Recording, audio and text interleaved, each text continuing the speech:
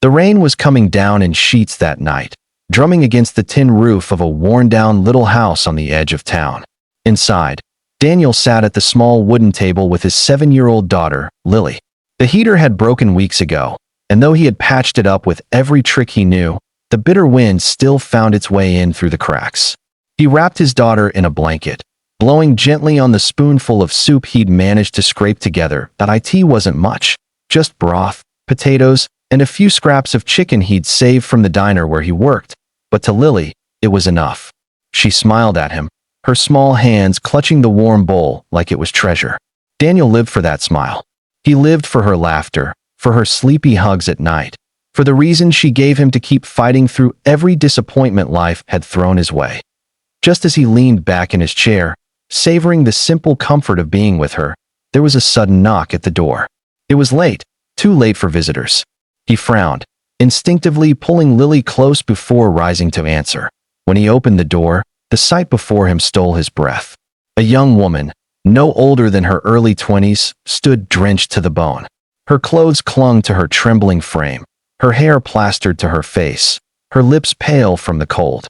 She looked lost, like someone who had been running for a long time. "I'm sorry," she whispered, her voice barely audible over the storm. I didn't know where else to go." Daniel didn't ask questions. He could see the desperation in her eyes, the kind of pain he knew too well.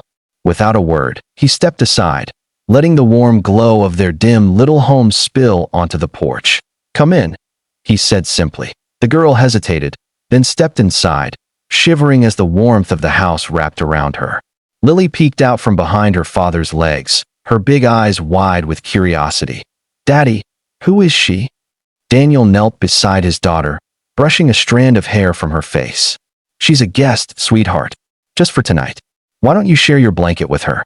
And so, in that tiny living room with peeling wallpaper and secondhand furniture, kindness made its quiet entrance.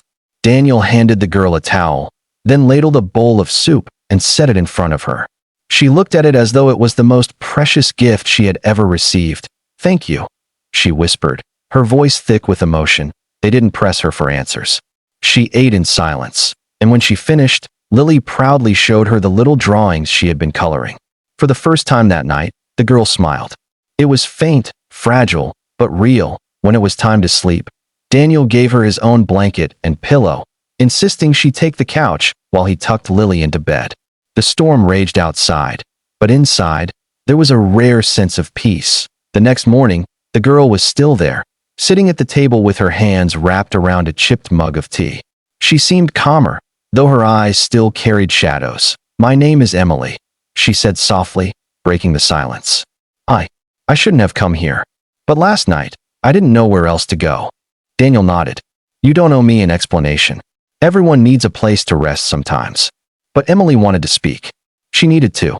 Slowly, between pauses and shaky breaths, she told him fragments of her story. She came from a wealthy family, the kind of wealth Daniel couldn't even imagine. But with it came expectations, pressure, and a life where she felt suffocated.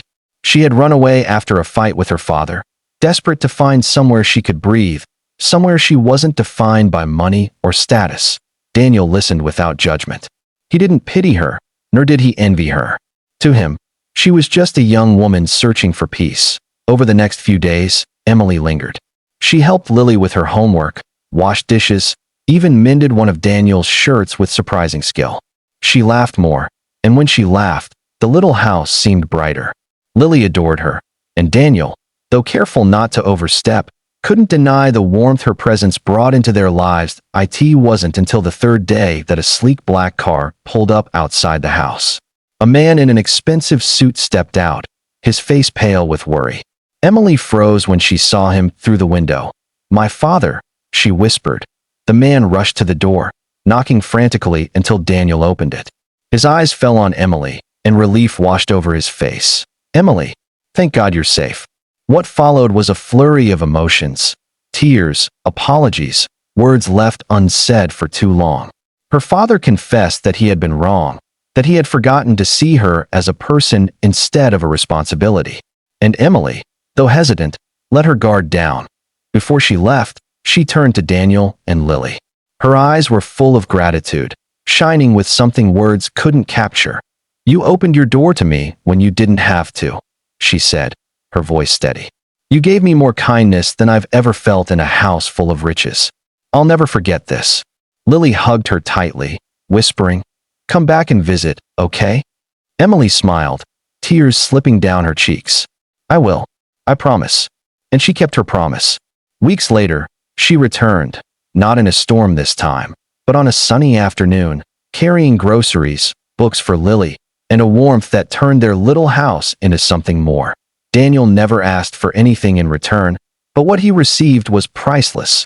A friendship built not on wealth or charity, but on humanity, kindness, and the unspoken truth that sometimes the people who need shelter are the very ones who bring light back into your world. In the end, it wasn't about who she was or where she came from.